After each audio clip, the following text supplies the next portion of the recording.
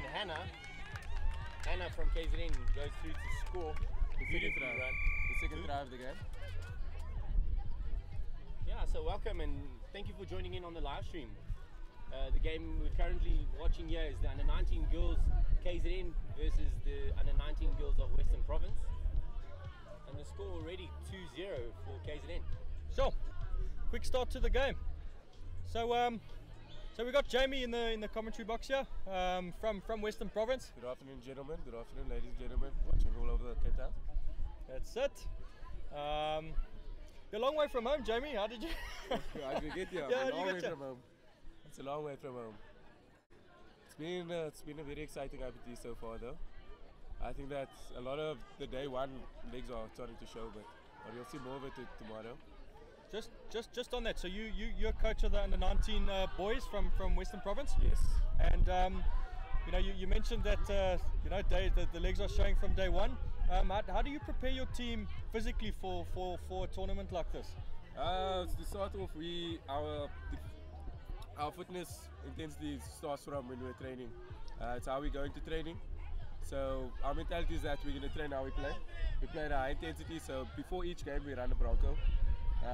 So during our training schedule, we start out maybe at 5 minutes and then we'll drop it down every training session, and the boys have to keep up. I know it's a bit of punishment, but boys are lazy. So it's hardcore fitness. It's hardcore fitness. It sounds like hard work. That's a good regime, I think. But I mean, like if you look at it in a different way. If you're unfit, you don't really concentrate during the game. You lose mental focus. Absolutely. Whereas if you're fit, you have energy, oxygen going to your brain, and it's a lot easier to focus on the game, see what's played out in front of you, and running through the motions and stuff like that. Instead of just running and hot-headed, you don't know what's going on, and just throwing the pass. Absolutely, Jamie. I agree with you. Just give us an indication, roughly, how many weeks before a tournament like this that you'll be working on fitness, working on stuff. How many months or in weeks? Unfortunately, with the Youth World Cup that just took place in August, there wasn't much preparation for the kids. Okay. So I think we started we had trials about 3 months ago, and then we took a break. Okay. And then we went straight back into it. Some of the boys were training, so we had normal camps together, combined camps for Western Province, where obviously a lot of our individuals participated in the World Cup, from the ladies to the guys. Yes. So we all trained as union together, and we just kept on building up the fitness, building relationships between even the females and the guys, because if you look at it, we like supporting our teams. Unfortunately, a lot of our teams are actually playing next and are currently playing right now. Yes. So we don't have a big support base right now, but as we progress through the tournament, we like to support our players, and if you're on the field and you hear someone chant for you, it helps, definitely helps. KZN just scoring another try there, taking the score to, is that 3-0 to KZN. So yeah, KZN really starting this game quite strong. Western Province edging closer to the line to set up an attacking play. It seems like the girls are very stationary in their drive. They need to start going forward there if they really want to attack it properly. A lot of their transition play, they're going from flow play straight into static, which loads the momentum. If you look at the KZN girls, as soon as that strike dump is made, they're on the line, they need to go forward with the ball. So what happens is the Province just holding the ball and allowing KZN to come up in the defensive pattern to stop the attack immediately. So you're saying the Province, so the way they're attacking a little bit slow, that they're making it easy for the KZN defenders to read them and to defend them? Without a doubt, they're making it a lot easier, because if you actually look when the dump is made, the girls are still falling back onto the line, but they pick up the ball and they're static. Yeah. So you give the girls time to hit the line and come up, and then they're slow and they're not looking what's happening in front of them. Yeah, absolutely. Jamie, you mentioned you had involvement at the Junior World Cup this year. Yes, I did. What was your involvement? Which team were you involved in? So myself and Elise Lamang, we coached the under-19 boys team that went to the World Cup. Okay, so you were under-19 under-20 boys. Under-20 boys. Under-20 boys South African coach, yes. at the Junior World Cup. Yes. Wow, what a privilege. Congratulations. Thank you very much. Yeah, I think that's a big deal. How did you guys do at the tournament, and what did you learn out of that tournament? I won't lie to you, I learned so much out of the tournament. We went with the mindset of we're just gonna throw everything at him. We didn't know what we were gonna expect in the World Cup, because the last time, I think it was in 2009 or 2005, that we participated in the Junior World Cup, and our boys, obviously the intensity of touch here playing in our local IPTs and stuff is way different to the international standard. So we threw everything at him. The first couple of games besides Australia and New Zealand, obviously they're quite good. Yep. They're going to go in for a strike up here. Looking to set up attacking play, KZN. Short. Interrupting us with the play. Ball away. Oh, no can. Just a misplaced pass there. Jamie, back to your World Cup experience. So playing against we played a lot against the Asians. So it's in Malaysia, Singapore.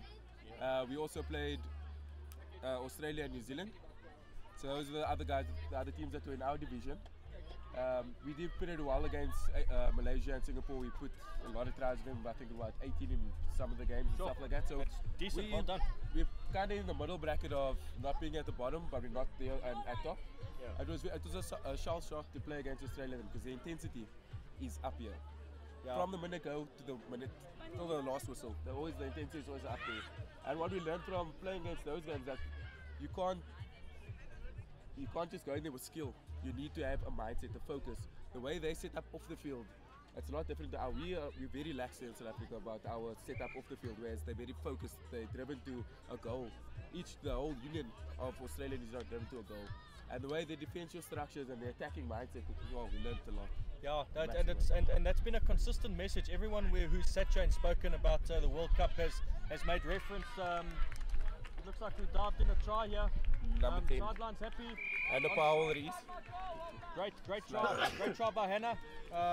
Good dive, eh? Yeah, 4-0 up. I think it's a brilliant dive. Just take us through just the importance of having a proper diving technique when it comes to scoring tries. I think I'll just go on emotion of what I saw early on. A lot of the players here are doing rugby dives. So 1 meter off the ground, that's very easy to touch. So a lot of the technical things of actual a good touch dive in my perspective is that you gotta square your opponent up and then change him a bit and dive at the ankles, because it's very difficult for an individual to go down to the ankles. Ball has to be down on the ground and you gotta slide it in. Okay. It's not a rugby dive where you take your whole momentum, it's from the legs down and you're pushing through. Okay, so I think what Jamie's referring to is getting that ball to the ground as quickly as possible and then sliding it quickly at a defender's feet before that defender can react and actually turn their body to make that touch. So yeah, most definitely. Also from a ref's perspective, that's definitely true. You know, when the ball comes in first, there's no way that you cannot award that score because the ball has touched the line first. So yeah, that's very, very good coaching. Western Province have pulled one back. Yeah, as they're setting it up now. Looking for a dive. Oh, off the deck. That's off the deck, straight off the deck. That's a great try. And the rest are a great try. Another one. And that was number 16 from KZN, Shannon Rowland. Well done. Jamie, so you coaching under 19 boys. Yes. Just take us through a little bit how you set your team up to be a strong attacking team. You know, what are some of the things you look for? What are some of the systems you put in place? To be honest with you, this year it's been completely different.